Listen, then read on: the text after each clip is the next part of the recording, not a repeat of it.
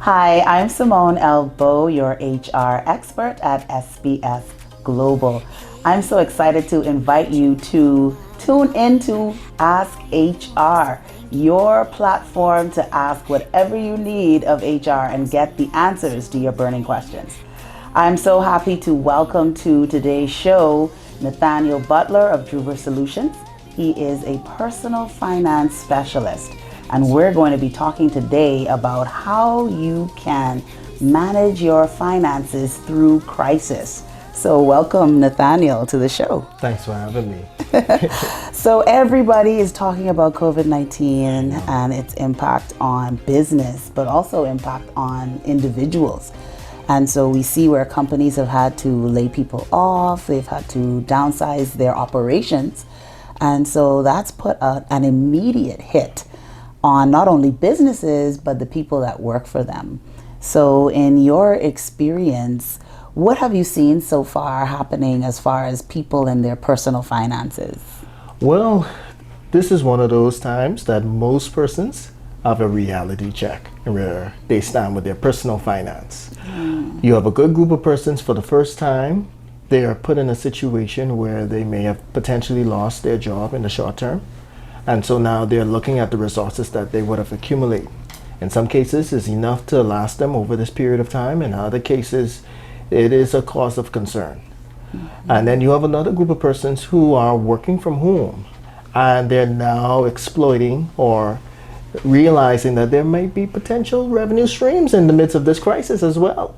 So you have a mixed dynamic. A bit of those who are very hopeful and want to take advantage, and then you have a group of persons who do not know what's the next step for them.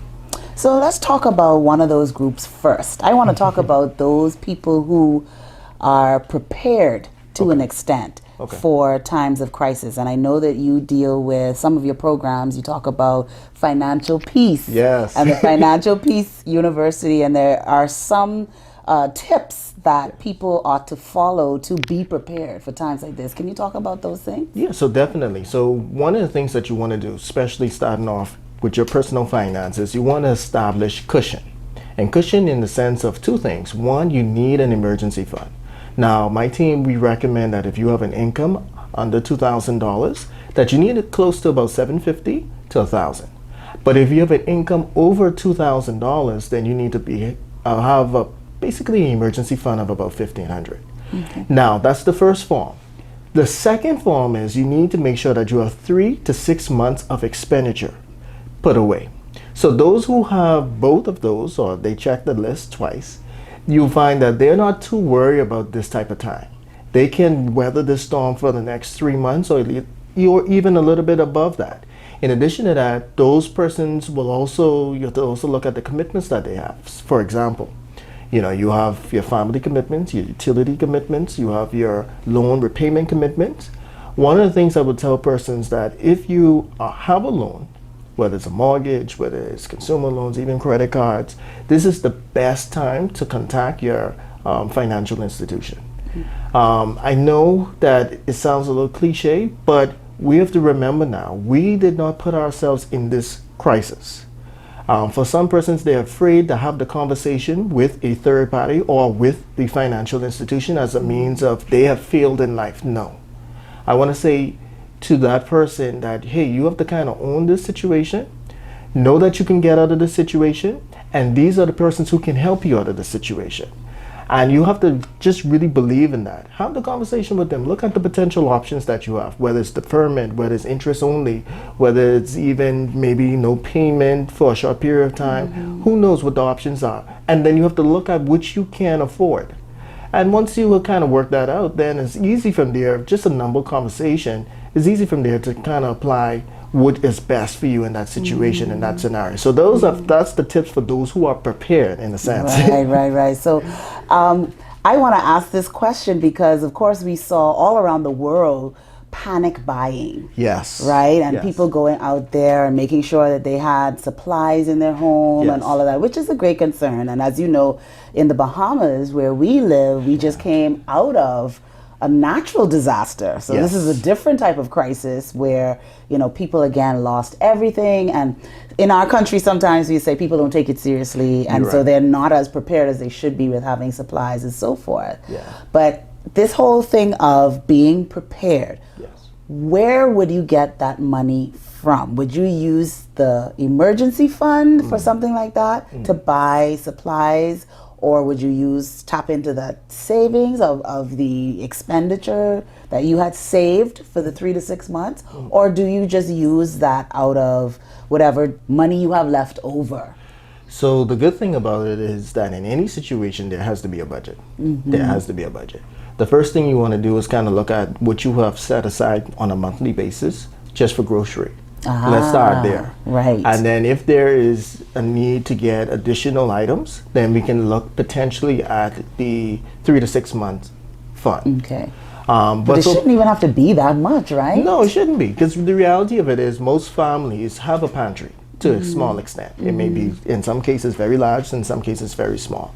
And then there's no need to buy a number of items. It's just buying items that you need, your household needs. Right. But in these type of times, when you have these type of crises, Yeah. we are sometimes to a point where we're just unsure, and so we just trying to grab onto anything we could have, in arm's length. And I think sometimes it hurts us more than it helps us, because remember now, you have children at home for a long period of time, an undefined amount of time. So now you need to make sure that you're buying items that they would eat. And when they're off from school, they eat a lot. And they eat a lot. So you also have to, so you really need to take that into consideration. You and your spouse or your hubby or your significant other, you are home as well. So you need to make sure, based on the trends that you have at work, whether you like to snack a lot or whether you like to eat 3 meals a day, that sort of things, that you need to accommodate yourself at home now, whether you're going to be cooking meals from home or you're going to be eating out. So all of these things you have to take into consideration as well. So we don't need to overstock on items that you're not going to use within this time, but really double down on items that you are going to use. Now, when you have so many persons inside the home, fluids such as water, juices, persons empty them very quickly. Yes. They go very quickly. Oh my God. So you want to make sure that you don't put everything in the fridge or make everything accessible, because you'll find yourself going through a 2-week supply within 2 days. Right? Like eating the hurricane snacks You know? before the hurricane even gets here. You know what I mean?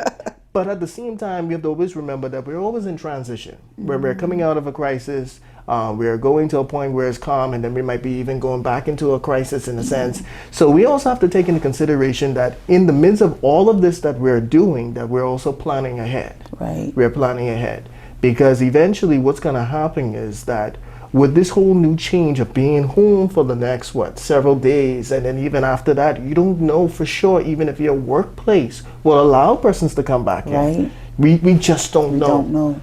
And for those persons who would have lost their jobs, whether it's temporary, you don't know how long it would take for them to call you back, and if they're going to call you back.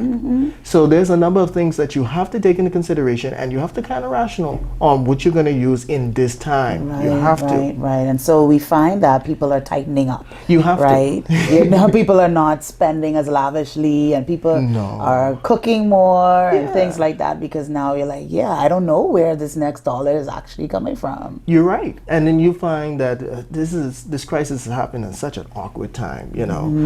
For some persons, they had not had a payday per se. Right. So now, in the midst of this, you're planning for this crisis. There wasn't a payday, and now the payday is about to come, and you might, in some cases, even be short. Right. Right. Because not all employers, for the most part, have allowed their staff to have paid vacation time. Right. Right. Unpaid leave. So you have a lot of persons taking unpaid leave. Yeah, yeah, And so yeah. what you had expected maybe was 2,000, 3,000, 1,500, now is being reduced by 30%, 40% in some cases. You now find yourself in a new challenge in regards to now, how do I make this work? I will always say this: the focus should be on what we deem to be the 4 walls. All right, your essentials: shelter, food, transportation. And there's not much needed for clothing, but only for those who are a part of the essential services. Right. You know what I mean? Yeah, yeah. So these are the things you need to cover.